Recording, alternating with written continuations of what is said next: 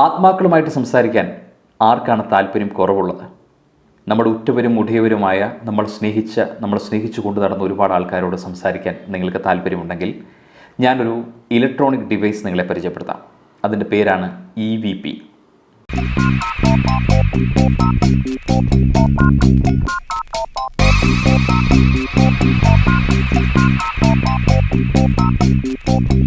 അപ്പം ആത്മാക്കളുമായി സംസാരിക്കുന്ന മിഷൻ കാണാൻ നിങ്ങൾ റെഡിയാണ്? നിങ്ങൾ ആത്മാക്കളുമായിട്ട് സംസാരിക്കാൻ റെഡിയാണ്? അതിനു മുമ്പ് ഒരു കുഞ്ഞു കാര്യം കൊണ്ട് ചെയ്തോട്ടെ. എൻ്റെ കഴുത്തിൽ ഒരു മാലയുണ്ട്. ഈ മാല ഞാൻ തൽക്കാലം ഒന്ന് ഊരുകയാണ്.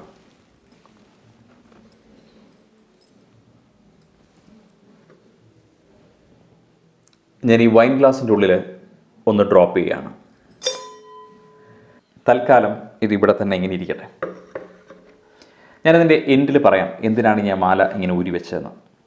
ഈ കഴിഞ്ഞ ദിവസം സുശാന്ത് സിംഗിൻ്റെ ആത്മാവുമായിട്ട് സംസാരിക്കുന്ന ഒരു വീഡിയോ സമൂഹ മാധ്യമങ്ങളിൽ പ്രചരിപ്പിക്കുകയുണ്ടായി. 3 വോളിയങ്ങളായിട്ട് ഹഫ് പാരനോർമൽ എന്ന് പറയുന്ന യൂട്യൂബ് ചാനലിലാണ് ഇത് പ്രത്യക്ഷപ്പെട്ടത്. ഒരുപാട് പത്രമാധ്യമങ്ങൾ അതിനെക്കുറിച്ചിട്ട് പ്രതിപാദിക്കുകയും ചെയ്തു. സുശാന്ത് സിംഗ് ആത്മഹത്യ ചെയ്തതാണോ അതോ അത് കൊലപാതകമാണോ? ഈ ചോദ്യത്തിനുള്ള ഉത്തരം തേടിയാണ് ഹഫ് പാരനോർമൽ എന്ന് പറയുന്ന ചാനൽ 3 വോളിയങ്ങളായിട്ട് ഈ വീഡിയോകൾ പബ്ലിഷ് ചെയ്തത്. ഇത് സാധ്യമാണെങ്കിൽ എനിക്ക് എൻ്റെ അമ്മയുമായിട്ട് സംസാരിക്കണം. ഇത് സാധ്യമാണെങ്കിൽ മ്യൂസിക് ലെജൻഡ് ബാലഭാസ്കറുമായിട്ട് എനിക്കൊന്ന് സംസാരിക്കണം. ഇത് സാധ്യമാണെങ്കിൽ നമ്മളുടെ എല്ലാം ഇഷ്ടപ്പെട്ട മണിച്ചേട്ടനുമായിട്ടൊന്ന് സംസാരിക്കണം. ഞാൻ എൻ്റെ അമ്മയെ ആദ്യം ഒന്ന് വിളിക്കാൻ ശ്രമിക്കട്ടെ. ഇതാണ് mission.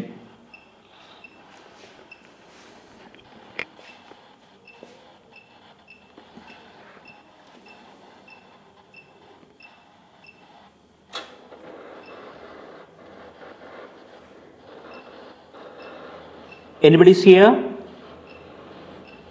Good spirit, please come. Something happened. Hello.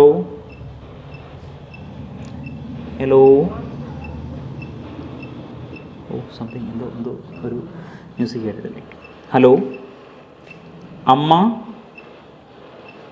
അമ്മയ്ക്ക് എന്നോട് സംസാരിക്കാൻ സാധിക്കുമോ?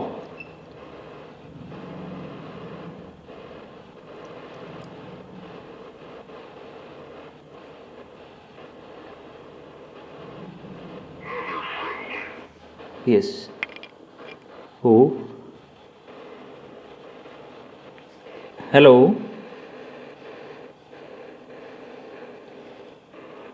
അമ്മ ഇപ്പം എവിടെയാണ്?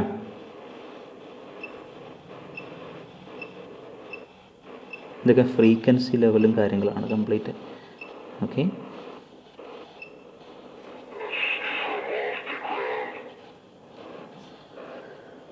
മനസ്സിലാവുന്നില്ല അല്ലേ? മനസ്സിലാവുന്നില്ല. കലാഭവൻ മണിച്ചേട്ടനെ ഒന്ന് കോണ്ടാക്ട് ചെയ്യാൻ പറ്റുമോ?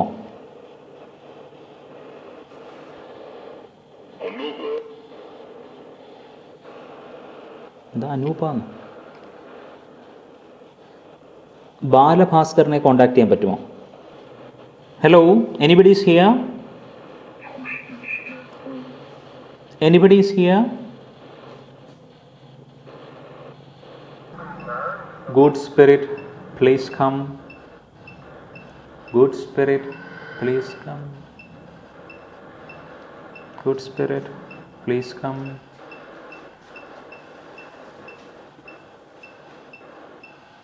ഇതൊരു എനർജി ഫീൽ കാണാം അല്ലേ?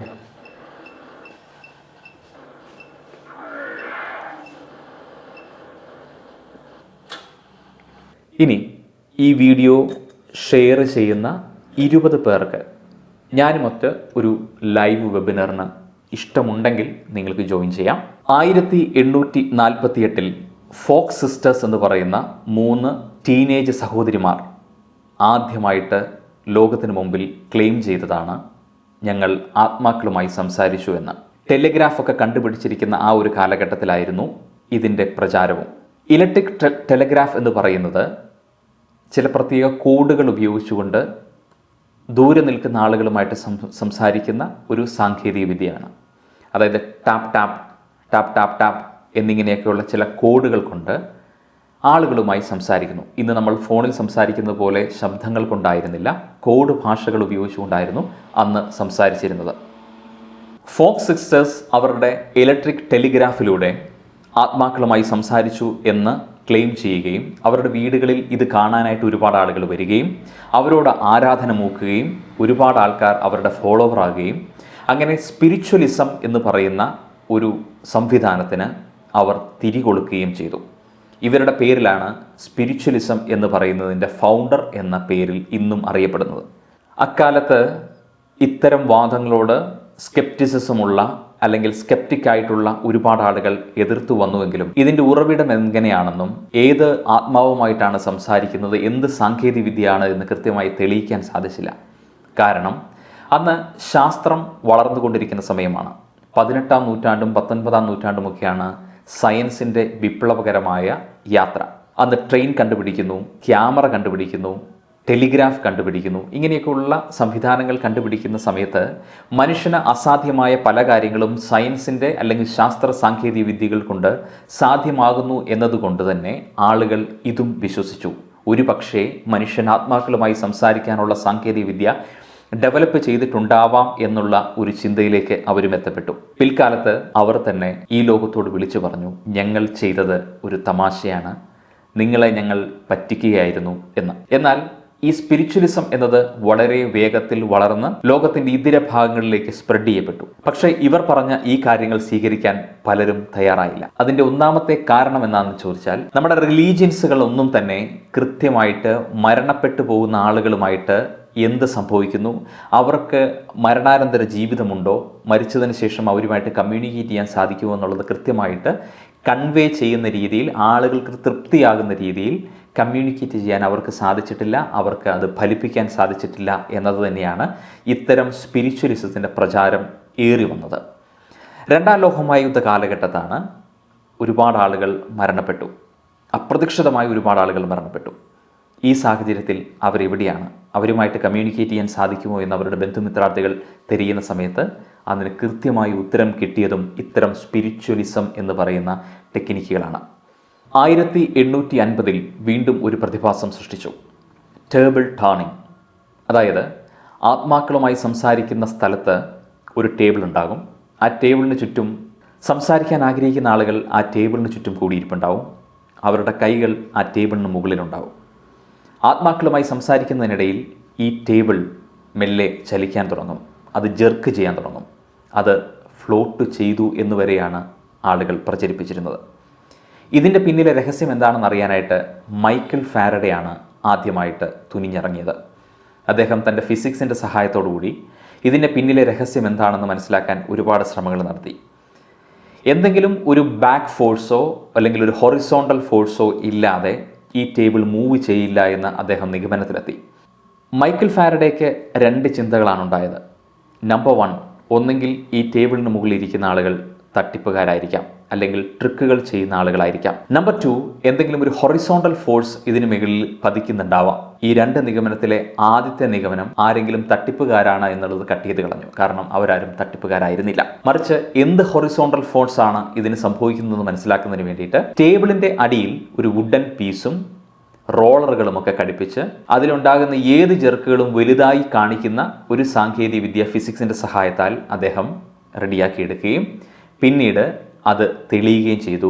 സബ് കോൺഷ്യസ് ഹൊറിസോണ്ടൽ ഫോഴ്സ് എന്ന നിഗമനത്തിലെത്തുകയും ആ കാലഘട്ടങ്ങളിൽ സബ് കോൺഷ്യസ് ഹൊറിസോണ്ടൽ ഫോഴ്സ് എന്ന നാമധേയത്തിൽ അത് അറിയപ്പെടുകയും ചെയ്തു. ഇന്ന് ശാസ്ത്രം വളർന്നു വലുതായപ്പം ഇഡിയോമോട്ടോ റെസ്പോൺസ് എന്ന തിയറിയിൽ, അതായത് ഓജോ ബോർഡിൽ കോയിൻ മൂവ് ചെയ്യുന്ന അതേ തിയറിയിൽ ഇത് ഇന്ന് പ്രചാരത്തിൽ നിൽക്കുന്നു. അങ്ങനെ ഈ സ്പിരിച്വലിസത്തിന് അവിടെയും ഒരു അറുതി വരികയും അതിൻ്റെ പ്രചാരത്തിൽ മങ്ങലേക്കുകയുമായിരുന്നു അന്ന് സംഭവിച്ചത്. 1868 വീണ്ടും ഈ സ്പിരിച്വലിസം തിരികെ വന്നു. ഡാനിയൽ ഡാഗ്ലസ് എന്ന് പറയുന്ന വ്യക്തി ഒരുപാട് ആളുകളെ കൂട്ടം കൂട്ടുകയും ആ ആളുകൾ കംപ്ലീറ്റായി സാക്ഷ്യം പറയുകയും ചെയ്തു. ഡാനിയൽ ഡാഗ്ലസ് അന്തരീക്ഷത്തിലേക്ക് ഉയർന്നു. പിന്നീട് അവിടുന്ന് പറന്ന് ജനൽ പാളികൾക്കിടയിലൂടെ പുറത്തേക്ക് പോയി. കുറച്ച് സമയത്തിന് ശേഷം അദ്ദേഹം പറന്ന് തിരിച്ച് ഞങ്ങൾ നിൽക്കുന്ന സ്ഥലത്ത് വന്ന് ലാൻഡ് ചെയ്തു. ഇത് പ്രചരിപ്പിച്ചതോടുകൂടി സ്പിരിച്വലിസം വീണ്ടും വളർന്നു. ഇതിനെക്കുറിച്ച് സ്റ്റഡി ചെയ്യാൻ ഒരുപാട് ആളുകളുണ്ടായിരുന്നു. അവസാനം ഒരു കൺക്ലൂഷനിലെത്തി. അദ്ദേഹം ഒരു പ്രൊഫഷണൽ ട്രെയിൻഡ് ഹിപ്നോട്ടിസ്റ്റാണ്. നിങ്ങൾക്കറിയാം, ഞാൻ അടക്കമുള്ള ഒരുപാട് ആളുകൾ വേദിയിൽ ഹിപ്നോസിസ് പെർഫോം ചെയ്യാറുണ്ട്. ഒരു ഗ്രൂപ്പിനെ ഹിപ്നോസിസ് ചെയ്യാറുണ്ട്. അതേപോലെ സിംഗിളായിട്ട് ഹിപ്നോസിസ് ചെയ്യാറുണ്ട്. സബ് കോൺഷ്യസ് മൈൻഡിലേക്ക് ഒരു ഇൻഫർമേഷൻ നമ്മൾ സജസ്റ്റ് ചെയ്യുന്ന സമയത്ത് എന്ത് കാര്യം നമ്മൾ ഉണ്ട് എന്ന് പറഞ്ഞാലും, അസാധ്യമായ ഏതൊരു കാര്യം, നിങ്ങളിപ്പോൾ അപ്രത്യക്ഷമാകാൻ പോവുകയാണ്, നിങ്ങളുടെ മുമ്പിൽ നിൽക്കുന്ന വ്യക്തി അപ്രത്യക്ഷമാകാൻ പോവുകയാണെന്ന് പറഞ്ഞാൽ പോലും അയാൾക്ക് അപ്രത്യക്ഷമായതുപോലെ തോന്നും. പുളിയുള്ള ഒരു മാങ്ങ കൊടുത്തിട്ട് ഇതൊരു മാമ്പഴമാണെന്ന് പറഞ്ഞ് കഴിക്കാൻ കൊടുത്താലും, ഒരു ലഡു എടുത്തിട്ട് ഇതൊരു നാരങ്ങയാണ് എന്ന് പറഞ്ഞ് കഴിക്കാൻ കൊടുത്താലും അതിന് എന്തു പറഞ്ഞു കൊടുത്തോ ആ രുചി അയാൾക്ക് കിട്ടുന്നു. നിങ്ങൾക്ക് അപ്രത്യക്ഷമാകാം, നിങ്ങൾക്ക് അന്തരീക്ഷത്തിൽ ഉയർന്നു നടക്കാം, നിങ്ങൾക്ക് ഒരു കുഞ്ഞു കുട്ടിയെപ്പോലെ കുട്ടിക്കാലത്തിലേക്ക് പോകാം. ഇതൊക്കെ ഹിപ്നോസിസ് ഉപയോഗിച്ച് സാധ്യമാണ് എന്ന കാര്യം നിങ്ങൾക്കും അറിയാം, എന്നാൽ ചില ആളുകൾക്ക് അറിയില്ല. ഇത് ഞങ്ങൾ ലൈവായിട്ട് സ്റ്റേജിലും ഒക്കെ ഒരുപാട് പെർഫോം ചെയ്യുകയും അതിൻ്റെ സാങ്കേതികത്വം എന്താണെന്ന് എക്സ്പ്ലെയിൻ ചെയ്യാറുമുള്ളതാണ്. 1894 എക്ടോപ്ലാസം എന്ന തിയറിയിൽ വീണ്ടും ഇത് ഉയർത്തെഴുന്നേറ്റു. അതായത് ആത്മാക്കൾ ചില ഫിസിക്കൽ രൂപങ്ങളിൽ, ഭാവങ്ങളിൽ പ്രത്യക്ഷപ്പെടാൻ തുടങ്ങി. അതായത് ഒരു സ്ത്രീയുടെ വായിൽ നിന്ന് നുരയും പതയും വീഴുന്നു, അത് പുകയായി മാറുന്നു, പിന്നീട് ഒരു രൂപമായി നമ്മുടെ മുമ്പിൽ പ്രത്യക്ഷപ്പെടുന്നു. ഇത്തരം, അതായത് നമ്മുടെ ബാധ കയറുക എന്നൊക്കെ പറയുന്ന സംവിധാനത്തിലേക്ക് അത് പ്രചരിക്കപ്പെട്ടു. അങ്ങനെ ആളുകൾ അതിനു പുറകെയായി. ഇന്ന് ശാസ്ത്രം വളരെ വലുതാണ്. മനഃശാസ്ത്ര വിദഗ്ധർ അതിനെക്കുറിച്ചിട്ട് കൃത്യമായി പഠനങ്ങൾ നടത്തി. സ്കിസോഫീനിയയും സ്ലീപ്പ് പാരലൈസിസും ഒക്കെ ഒരുപാട് എക്സ്പ്ലെയിൻ ചെയ്തിട്ടുണ്ട് എൻ്റെ യൂട്യൂബ് ചാനലിൽ. അത് നിങ്ങൾ കണ്ടിട്ടുണ്ടാവാം. അതിനെക്കുറിച്ചിട്ട് കൂടുതൽ എക്സ്പ്ലെയിൻ ചെയ്യേണ്ടതുമില്ലല്ലോ. 1950 ഒരു ഡോക്യുമെൻ്ററി ഷൂട്ട് ചെയ്യുന്നതിന് വേണ്ടിയിട്ട് ഒരു വീഡിയോഗ്രാഫർ തൻ്റെ ക്യാമറയുമായിട്ട് ഒഴിഞ്ഞ സ്ഥലത്ത് ഷൂട്ട് ചെയ്യുകയാണ്. പെട്ടെന്ന് ഇവിടുന്ന് കുറച്ച് റേഡിയോ വേവുകൾ തൻ്റെ ക്യാമറയിലേക്ക് വരുന്നെന്നും എന്തൊക്കെയോ ശബ്ദങ്ങൾ അതിൽ കേൾക്കാൻ സാധിക്കുന്നെന്നും അയാൾക്ക് തിരിച്ചറിഞ്ഞു. അദ്ദേഹം എഡിറ്റിംഗ് റൂമിൽ പോയിട്ട് ഇത് വീണ്ടും കേൾക്കാനായിട്ട് ശ്രമിച്ചു. താൻ റെക്കോർഡ് ചെയ്യാത്ത പല ശബ്ദങ്ങളും ഇതിനകത്ത് കേൾക്കുകയും പിന്നീട് അത് EVP, അതായത് ഇലക്ട്രോണിക് വോയിസ് ഫിനോമിന എന്ന പേരിൽ അറിയപ്പെടുകയും ചെയ്തു. ആരെയും വേദനിപ്പിക്കുന്നതിന് വേണ്ടിയോ ആരെയും ഇൻസൾട്ട് ചെയ്യുന്നതിന് വേണ്ടിയിട്ടോ അല്ല ഞാൻ ഈ വീഡിയോ ഇന്ന് നിങ്ങളുടെ മുമ്പിൽ പോസ്റ്റ് ചെയ്യുന്നത്.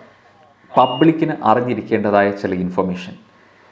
കഴിഞ്ഞ വർഷങ്ങളായി ഞാൻ വേദിയിൽ അവതരിപ്പിച്ചുകൊണ്ടിരിക്കുന്ന മെൻ്റലിസം എന്ന് പറയുന്ന ആർട്ട്, അതെന്നും ആർട്ടാണ് എന്ന് വളരെ മനോഹരമായി പറഞ്ഞുകൊണ്ട് തന്നെയാണ് ഇന്നേ വരെ ഞാൻ അത് അവതരിപ്പിച്ചിട്ടുള്ളത്. ഓരോ കലാരൂപത്തിനും അതിൻ്റേതായ മഹത്വമുണ്ട്.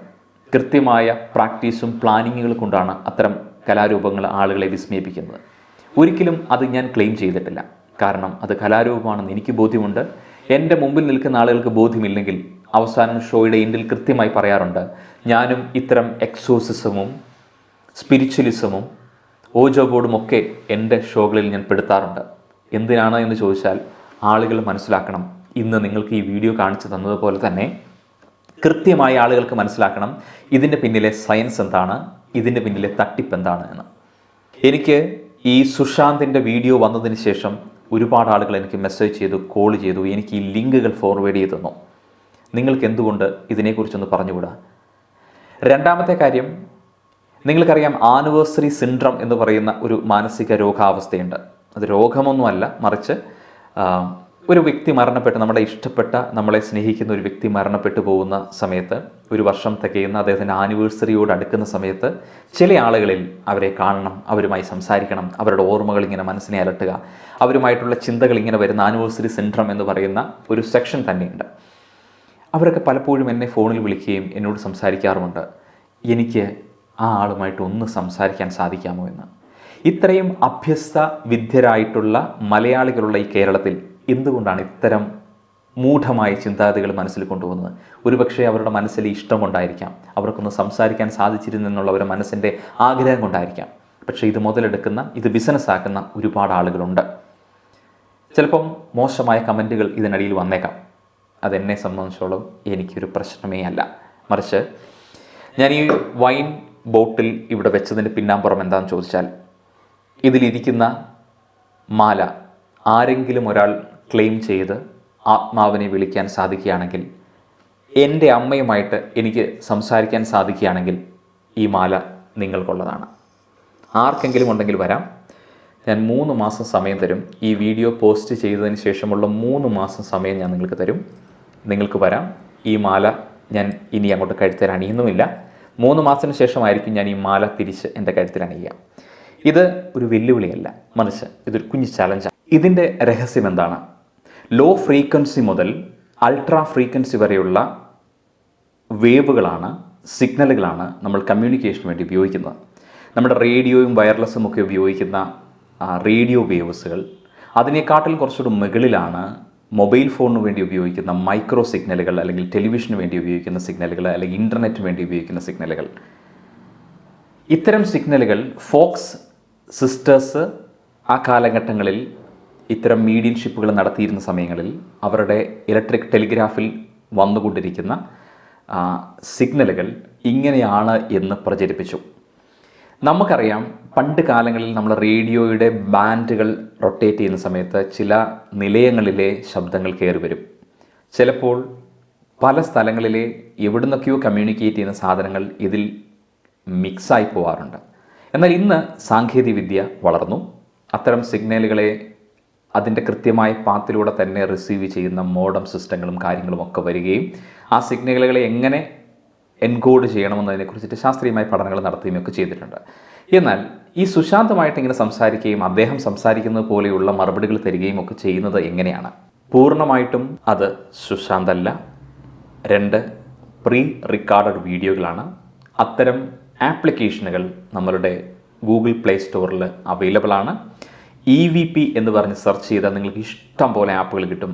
ആത്മാക്കൾ ആ മൂലയിലും ഈ വീട്ടിലും ആ കെട്ടിടത്തിലും നിങ്ങൾ ഇരിക്കുന്നതിന് ചുറ്റുമുണ്ടോ എന്ന് കണ്ടുപിടിക്കാൻ സാധിക്കുന്ന EVP ആപ്പുകൾ നിരവധിയാണ്. ഞാൻ നിങ്ങളെ പരിചയപ്പെടുത്തിയിരിക്കുന്ന എൻ്റെ എക്യുപ്മെൻറ്റും ഞാൻ നിങ്ങളെ ഒന്ന് പരിചയപ്പെടുത്താം. ഞാൻ പറഞ്ഞ EVP മെഷീൻ ആമസോണിൽ ചെന്നാലും ഇത്തരം മെഷീൻസ് വാങ്ങിക്കാൻ കിട്ടും. എനിക്കറിയാം കുറേ ആളുകൾ ഈ മെഷീൻ എനിക്ക് കിട്ടുമോ എന്ന് ചോദിച്ചുകൊണ്ട് ഒരുപാട് ആൾക്കാർ കമൻറ്റ് ചെയ്യുമെന്ന് എനിക്കറിയാം. അതുകൊണ്ട് ഈ മെഷീൻ വളരെ എക്സ്പെൻസീവാണ്. ഒരുപാട് ആളുകൾക്ക് ഇത് കൊടുക്കാനുണ്ടാവില്ല.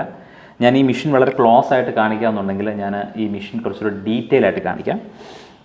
ഇതിൻ്റെ കാര്യങ്ങൾ കണക്ട് ചെയ്യുന്ന കാണാം. ഇത് ഓൺ ആക്കുന്ന സിസ്റ്റം ഇതാണ്. ഓണായി കഴിഞ്ഞാൽ ഇതാണ് ഇതിൻ്റെ സിസ്റ്റം. ഈ നോബുകളൊക്കെ നമുക്ക് യൂസ് ചെയ്യാവുന്നതാണ്. പക്ഷേ വളരെ ശ്രദ്ധിച്ച് നോക്കുകയാണെങ്കിൽ ഇതിങ്ങനെ ഓപ്പൺ ചെയ്ത് കഴിഞ്ഞാൽ ഇത് 2 മൊബൈൽ ഫോണാണ്. 2 മൊബൈൽ ഫോൺ വിത്ത് 2 വ്യത്യസ്തമായ ആപ്പുകളാണ് ഇവിടെ ഉപയോഗിച്ചിരിക്കുന്നത്. ഇതൊക്കെ പ്രീ റെക്കോർഡഡ് ആയിട്ടുള്ള ഓഡിയോസാണ്. സോ വഞ്ചിതരാവാതിരിക്കുക. ഇത്തരം റേഡിയോ വേവുകൾ നമ്മൾക്ക് ടാപ്പ് ചെയ്യാൻ സാധിക്കും. നിങ്ങൾക്കറിയാം, നമ്മളുടെ ഫോണുകൾ സിഗ്നലുകൾ വഴിയാണ് നമ്മളുടെ ഫോണിലെത്തുന്നത്. ആ സിഗ്നലുകളെ ഉണ്ടാക്കിയ ഒരു മനുഷ്യന് ആ സിഗ്നലുകളെ ടാപ്പ് ചെയ്യാനുള്ള കപ്പാസിറ്റിയും അതിനെ ചീറ്റ് ചെയ്യാനുള്ള കപ്പാസിറ്റിയും ഉണ്ട് എന്നുള്ള കാര്യം നമുക്കറിയാം. അത് എത്രത്തോളം മനോഹരമായിട്ട് ചീറ്റ് ചെയ്യാമെന്നും അത് എന്തിനു വേണ്ടിയൊക്കെ ഉപയോഗിക്കാമെന്നും പല ആളുകളുടെയും മനസ്സിലുണ്ട്. അതൊക്കെ തന്നെയാണ് ഇത്തരം കാര്യങ്ങളിൽ നമുക്ക് ആ ടെക്നോളജിയെക്കുറിച്ചിട്ടും അതിനെക്കുറിച്ചുള്ള നോളജ് ഇല്ലായ്മയൊക്കെയാണ് നമ്മൾ പലപ്പോഴും ഇത്തരം ചതികളിൽ പെടുന്നത്. Thank you.